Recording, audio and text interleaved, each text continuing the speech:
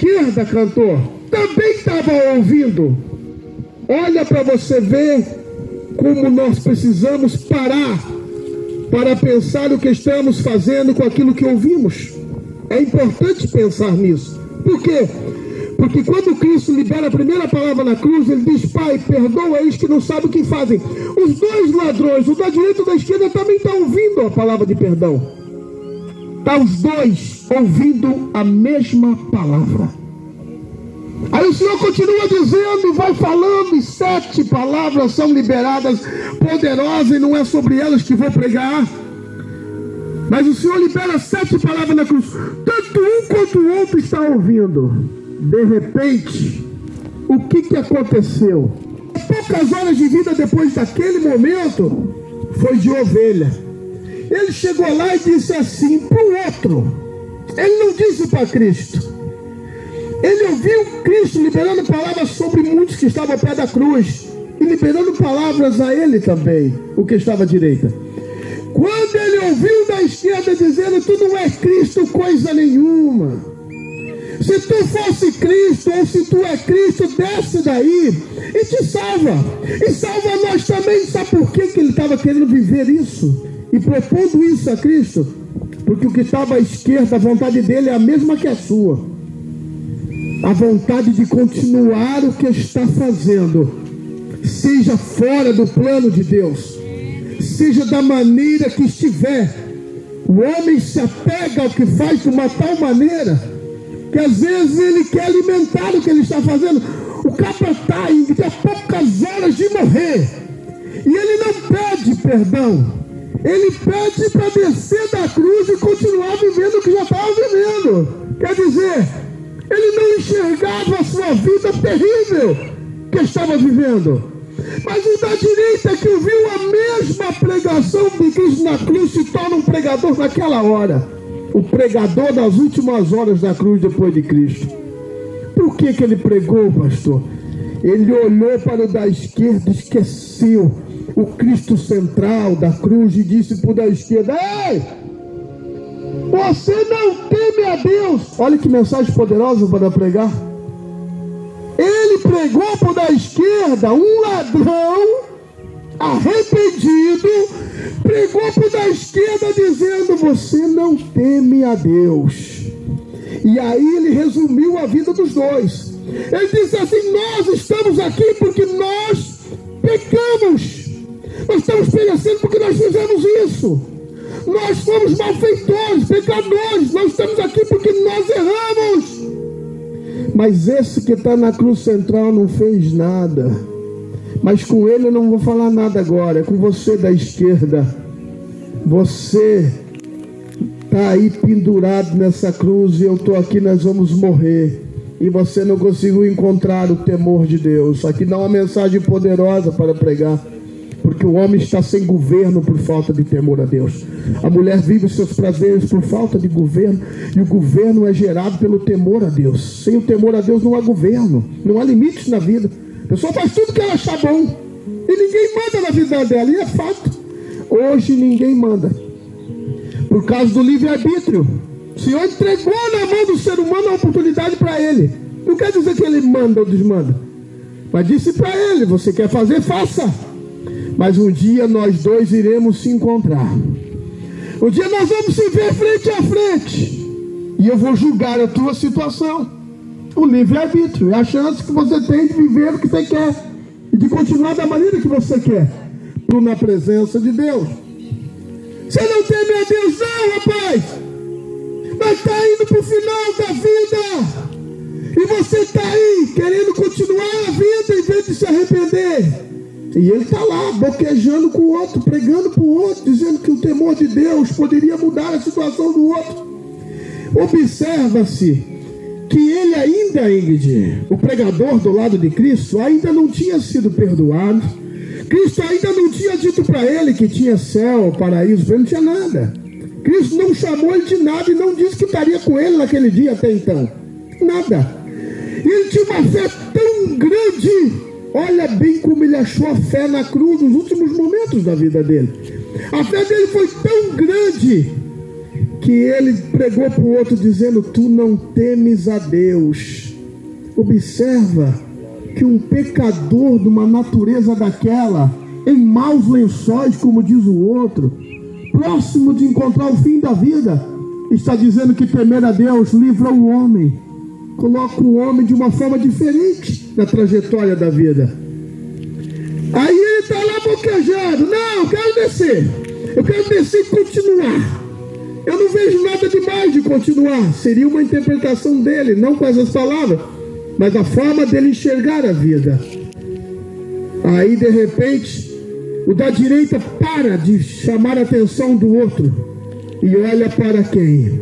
O autor e consumador da fé. Olha para aquele que disse um dia: olhai para mim, sereis salvos, todos vós os termos da terra. E ele olha para Cristo e diz: Senhor.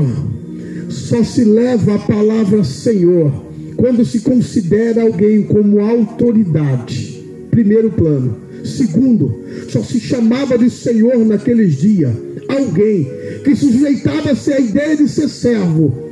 Para ele estar ali chamando Jesus de Senhor, ele estava dizendo: eu estou aqui, sou servo, tu és o Senhor. Ele estava julgando a si mesmo quando chamou Jesus de Senhor. Primeiro ele estava dizendo: eu sou servo.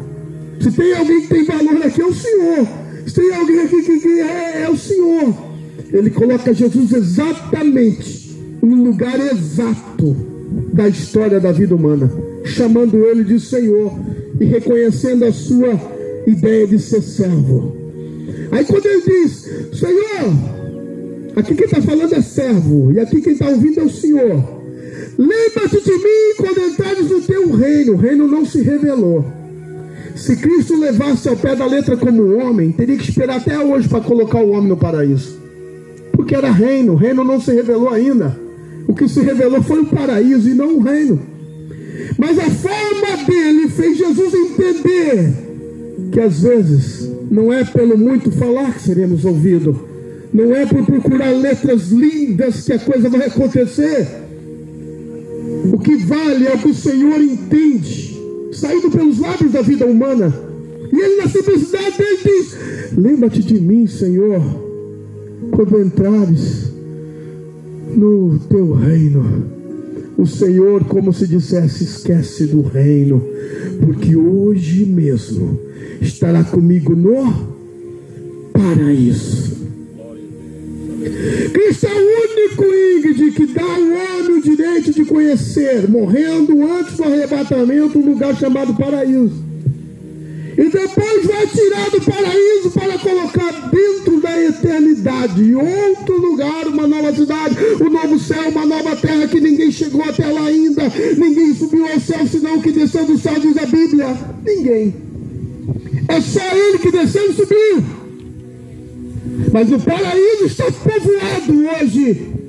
E muitos cristãos vão morrer nesse dia, e estão morrendo enquanto eu estou aqui, trazendo essa palavra rápida aqui.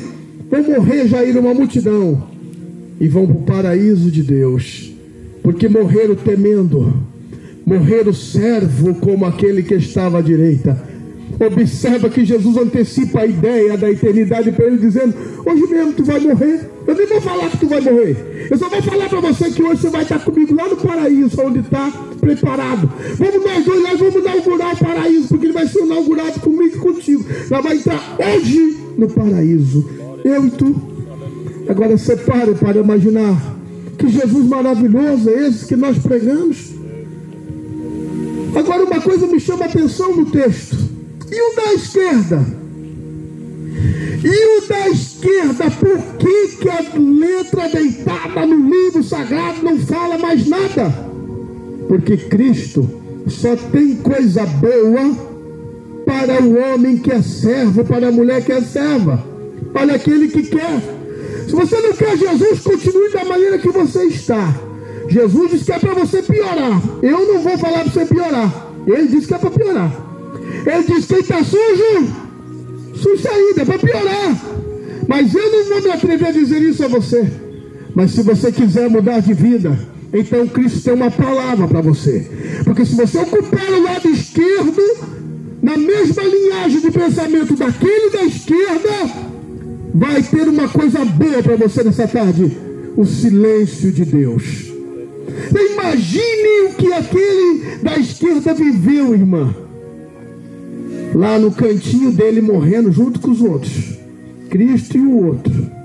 Agora você imagina ele tendo que olhar, pastor, de canto de olho, e vendo Cristo dizendo para o outro: se pudesse erguer uma das suas mãos, Cristo, que estava pregada, logo não podia erguer, mas como se pudesse erguer, dizendo: ó, você fez a escolha certa, você fez a escolha certa.